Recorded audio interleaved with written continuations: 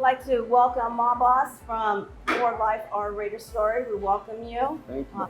So tell me a little bit about yourself, Ma Boss. Tell us your story. Well, most of you guys know me as Raider Mob Boss, so obviously you guys see me around for years in the parking lots and over in the stadium. I used to, again, sit in the black hole for a few years, but things changed because it got a little rowdy over there. My wife didn't enjoy the game, so Black Eye says, look, Bob, you get me to another seat. So we actually moved across to the dark side. We're in the same exact seats that we were in the black hole, but on the dark side. So I'm sitting over there now, but or I was. Now you're gonna make me cry. I was over there, but you know. But your heart will always be there. My heart is always, no matter what happens, where they go. My heart is in Oakland. That's where the roots of the Mob Boss came from. That's where I grew up, going through those parking lots long before there was ever a Mob Boss. There was a boss, and that was my father. And that's who this is all based around. He's the one that kind of exposed us as young children to what the Raiders is and what it was to be a part of the Raider Nation. And so to grow up hanging out here, I even remember days going to Lane College and seeing practices at Lane College when I was real small. And even during the times when they moved, I tell people all the time, crazy story, when they moved out to LA, my dad shows up at school on a Friday morning, and he snatches me and my sister out of school and he drives us out of here from Oakland. Well, actually, at that time we were living in Fairfield, California, 707. Yeah. And he snatched us out of school, and he didn't tell my mom what was going on. And back then there was no cell phones and texts and all that kind of stuff. So he takes us out of school and he took us off for the weekend to go see the Raiders in LA. And he was just that dedicated to what the Raiders. How old were you? Man, I had to be like 8, 9, 10 years old when this happened, right? And so, and we didn't think nothing of it. We didn't think nothing of it because that was my dad. He always was around the Raiders. So we didn't think nothing of it, me and my sister. But then to be gone the whole weekend with no contact with mom, and mom is freaking out the whole weekend. And when we got back, I said, I don't know what it was that kept my dad from getting a divorce that day, but that was just how dedicated he was to the Raiders, and that was it. And that was it, and that was kind of instilled in us as kids growing up. So we've always been around this for so long. Did your dad dress up as well? No, he didn't dress up. And funny enough, my dad was in the military. We were stationed at Travis Air Force Base, and he was in the active duty military at the time. So he was real conservative and very strict. But then come Sunday, things kind of changed. You know what I mean? He loosened up and he became that Raider fan that we see out there in the lots. He started drinking and he was wild and he was kind of, and then he would change. He would go back on Monday to being this straight guy. So when he passed away, part of me becoming the Mob Boss was how can I carry on my dad's spirit? And so the Mob Boss, his whole energy is how my dad used to present himself to us on Sundays, because we didn't see that during the week. Come Sunday, he was the boss. So on Sunday, he turned into this guy even without a character. So the whole silver mask and the suit and all that, it's all a mesh of homage to my dad who put the Raider life in me. Oh, absolutely, absolutely. Yeah. That was the original boss, and I just was fortunate enough to be able to be inspired by it. Years ago, like I said, it was in LA. Funny enough, my dad took me to the LA and introduced me to Violet. Okay, and so at that time, as a small kid, I was already like, dang, I want to be like that guy. I want to do what that guy did. So that's, you're not the person who said that. So I was like, man, I want to be like growing up. I always wanted to, but I never had the courage, to go out and do something wild like that, right? And that's why I'm so inspired by some of these younger kids that are out there doing this kind of thing at young ages, where they've already decided and they have the courage to represent the Raiders in that way and promote the Raiders in them. It's real special because I was that kid, but I just never had the courage. And then, so after my dad's passing, I was sitting in the parking lot and I was talking to Wayne. He hadn't really got himself together yet. So we're just having this conversation. I said, Wayne, man, I remember when I was a kid and my dad, he says, yeah, your dad Clifford, da da da, and Oh, and okay. he told me the story. Sorry. So I thought I was going to surprise him or shock him with this story, right, about meeting him. And he says, no, I remember you and I've always watched you around. And I said, well, the reason why I'm telling you this is because I finally want to do it. I think this would be a cool way to represent my dad, right? And he says, well, if that's what you want to do, inspire and do it right. Not about yourself, do it right. Represent the Raiders correctly. And if you could do And that. now, how many kids have you inspired? Oh, Right? They oh come my up to you all the time. I'm yeah, sure, man, I wanting love photos, the and kids. That's their memory. I love the kids, and it's kind of the same thing. They're Yeah. getting that memory with me that I got as a kid with Violet. And now to be hanging out with him all the time, and you know, I call him my big brother and whatnot, and I call him on the phone for advice, all kinds of stuff, and he's always there. So that's the energy about being a part of the Raiders. Raider family. It's a Right. family thing. It's no matter where you come from or what you belong to or whatever the case may be, what your political side of the fence you're on Sunday. On Sunday. On Sunday, long as you got that silver and black on, we're That's all right. together like that, and nothing stronger. It's such a power. It It's is powerful. a powerful feeling. No matter where you go, everybody's rooting you on. Everybody's wanting to take photos with you, and just Man, it's an amazing thing. And you know, my mom, crazy. My mom grew up in San Francisco, and my mom's actually a Niner fan, Yes. and always has been a Niner fan. But we didn't know this until my dad passed away, because she was so dedicated to my father and his belief and his love for the Raiders. She kept it quiet for years. So this was just so, like, strange to me, right? And so after he passed away, and she said, you know, I want to tell you something. And then she tells me, I said, all these years you wore Raider gear, we went to get. She makes dad happy. She That's said, fine. I had to make the dad happy. It would disappoint him if I told him anything other than. So now she represents the Niners very well now that he's gone. And I always take her once a year. I always take her to a Niner game, whether the Raiders are, you know, there or not. I still take her to a Niner game, and I buy her a Niner jersey every year still. So shout out to my mom, you know. Mom.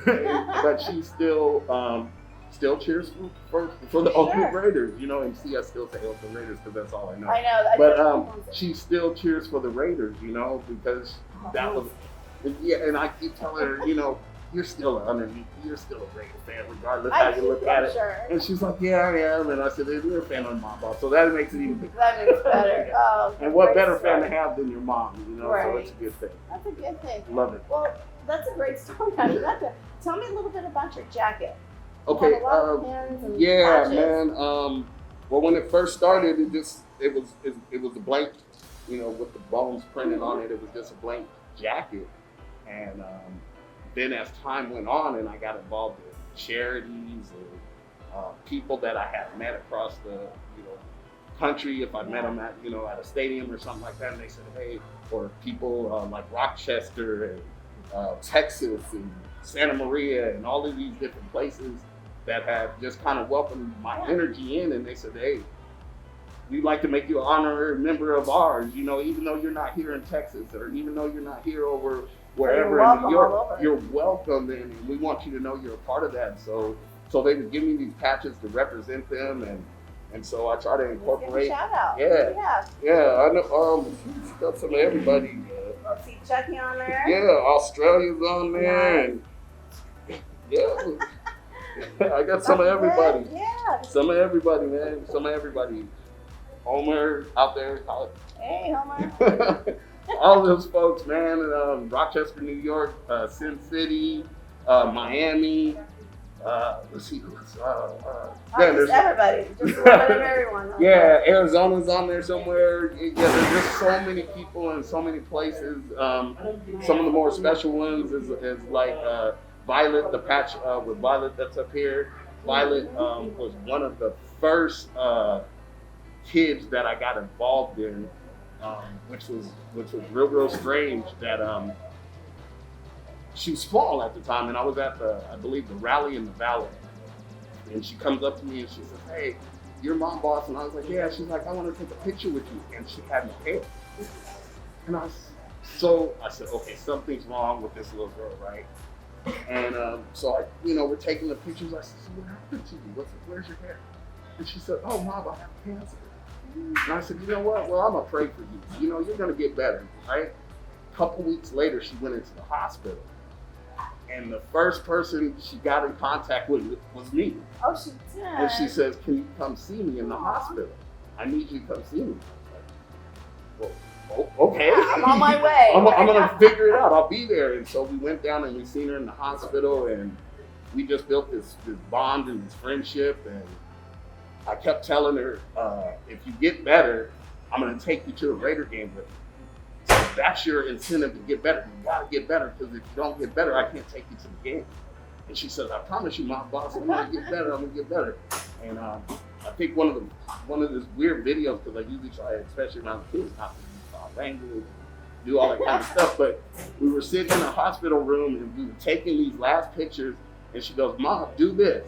And she puts up two middle fingers and said, fuck cancer. And I said, you know what? Retake it. And now I want it on video. We're going to say it together. And so this bond that I have with this little girl is crazy. And so when she finally was able to go into remission and be able to be out and about, we took her to her first Raider game, and it was like, that was everything. It was everything to her. It was everything to her, because she was already a huge Raider fan, as well as her family's big Raider fans. But she just never had the opportunity. So to go with my boss and sit in the front row, and we got a bunch of TV time. So when she went back to school, she showed all her friends the clips of her on. Man, it was such an amazing thing. And so I've had that bond with her for years, and now, so I always represent her and Ainsley. I got you out here too, Ainsley. Ainsley's out there. Like, there's so many kids out there. The charities I get involved with, like Kids Get Cancer Too, out there with Nikki Snow. Hey, Nikki. I try to get involved with as many people and help as many, because if somebody's gonna give me this type of platform to where people are gonna watch and pay attention, I kind of want to use it for something positive, not just to promote my boss or myself, but use that to do something. And when they grow up, they're gonna have their stories, and you looked up to Violator, and they're gonna mention you from years down. Yeah, and I tried to. So that's the first and foremost. And a lot of times you get in the parking lot and you might be surrounded by people trying to get photos. And I always tell I have a guy that comes with me, he's usually around me, and also my wife Black Ice is usually around me, and I always say, get the kids first. Push everybody out of the way. Make sure those kids get that chance, because I might only be here for a few minutes, because I'm trying to get to wherever, right? And I always tell my wife, make sure you get the kids first. Don't make them wait. Don't make them wait, because that's what the experience is about. You want them to gravitate to and have a memory. It's just like going to Disneyland. The rides are there, but those characters, Mickey Mouse and all those people, help enhance that whole experience. And I kind of take it as that's what it is, and then it's, like I said, it's a way for me to get back, and a way for me to show my dad that, hey man, you put something in me and it's never gonna go away. Nice. So it's an honor to be my boss. Oh, yeah. Tell me about your experience, or your time to get ready in the morning. Do you get ready the night before, and how you get to the stadium? Yeah. The Coliseum. Let me get that right. It's a ritual that I'm gonna miss, because the ritual obviously is gonna change as we move forward going to Vegas. But the ritual for me usually starts on Friday evening. We start preparing. We start packing our clothes. We start packing, costumes, and we pack all of these. So you come from home, you stay the weekend. We're usually here at the weekend. We're usually at the Econo Lodge. Shout out to I'm gonna miss the Econo Lodge. Man, Brian and Kat, I'm gonna miss you guys so much. But we've already been talking. We're gonna see each other on the road a lot as soon as they let us get back on the road. But the ritual will be pack up on Friday night. We're usually here, late Friday in the evening. We go to the Econo Lodge and party, Friday and Saturday. If for some reason I have to work and we can't get out until Sunday morning, the ritual starts with the KOS 209, which I'm actually underneath all of this kind of stuff. I'm the vice president of that chapter of Knights and Shield. Okay. So besides behind Ma Boss, Yeah, besides Tell me. behind my boss, Tell me who we have. there is another person under me, you know. My boss is fun. It's a fun thing to do, and I enjoy it. But there is another side to what my boss is, and one of those sides is being the vice president of the Knights of the Shield, chapter 209 out in Merced, California, which I come from the Valley. So for us on a Sunday morning, typically, if we got to make it out on Sunday and I'm not already here in the city, Sunday morning starts for us about 3:30 in the morning. We leave our house. We meet at a hotel off of 99 there. All the cars are lined up. We're usually about 6, 7, 8 cars deep, and flags and everything, and we're ready. And then by 4 o'clock in the morning, we hit the freeway coming from the Valley. We come in here to Oakland. We hang out there over at the A and PM side. We're on the D lot side, so we go. Yeah, so we go to A&P hang out there, get our little last minute things, and hug those people that we might not get to see during the day, right? Because so much goes on, and then we head over and get ready to line up over there for B lot, and we used to always be front row 1 of D lot over there, right up against the stadium. I'm gonna miss being there, and it's gonna be a hard transition. It's I know you keep saying when we go there. Yeah, man, do this, difficult. And we've been doing this for so long. To not have that be the tradition, that hurts a lot. That takes away a lot of what we know it is to our Raider experience as far as the games and how we party and how we tailgate, and they're just stripping those things away, and it kind of hurts a little bit. But we're going to work it out. We're going to figure it out. Are you planning on going to Las Vegas? We are planning to still make a few trips to Las Vegas. Okay. I'm not a season ticket holder like I was here in Oakland. You are? But, okay, good. We'll see you. Yeah. So what I'm planning to do is do a few games here and there in Vegas. But actually, it was costing me a lot cheaper to go see them on the road. So all this hurt that we've been through to get to this point, and then the anticipation of what the new stadium is going to be like, and not be able to get in there. Get in. You can go walk the sidewalk, man. Yeah, and it was funny. It was funny because there was a lot of debate at one time about whether people like myself would be able to be in the stadium with the mask on and the costumes on. And now here we are, ironically, nobody's going to get in a stadium without a mask on. Right. So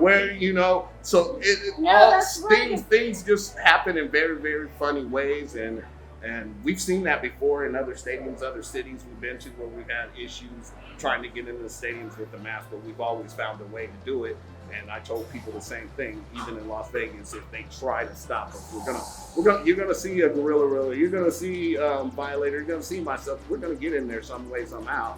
So try if you will. Try if you will. But it's now it's like, oh, you have the perfect match. Yeah, because that's the Raider spirit. I mean, you're not gonna stop us, and it's very heartbreaking that we're not gonna be here. I mean, that's what we know. That's what we're rooted on. That's what I brought my grandchildren up. My grandchildren, fortunately enough, all have had an experience here in Oakland before the time has, elapsed on us. But so it's going to be hard. You're definitely going to miss the Coliseum. I am going to miss the Coliseum and beat up and run down. For all your fans, your loved ones here, your family that you've made here. Man, every individual that I touched, whether it was, as Kevin, you met me as Kevin in the parking lots, or you met me as my boss, thousands and thousands and thousands and thousands over the years. It's a bond that I'll never forget. And a lot of those people, you pick up the phone now or you text or you shoot FaceTime, and they're still there and they still remember those experiences, and they tell you. How can they continue to keep in touch with you? Let us know. On Facebook, or follow me on Instagram at the Raider_mob_boss, or on Facebook, Raider Mob Boss, and follow me, man. It's a family thing, and like I said, every one of these people I've come in contact with, I still feel like they're family, no matter where I see you at. If I only see you once a year, or if I got to see you almost every week, or during the season, it's a bond that you can't shake. You can't shake. Oh, would you like to bring your lovely wife in?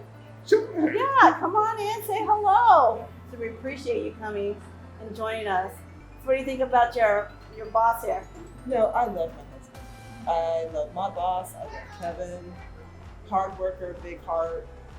He puts 110% in everything that he does. So it's a good thing. Appreciate her. Yeah. Appreciate her a lot because it's tough to be in that position, you know, because she dresses up as well. You guys, some may have seen her as Black Ice in the parking lots, but it's tough when, for whatever reason, the exposure that I've gotten over the years, it's gotten to be real big. So sometimes, you know, they're like pushing her out of the way to get to me to take a picture, and but she handles it very well.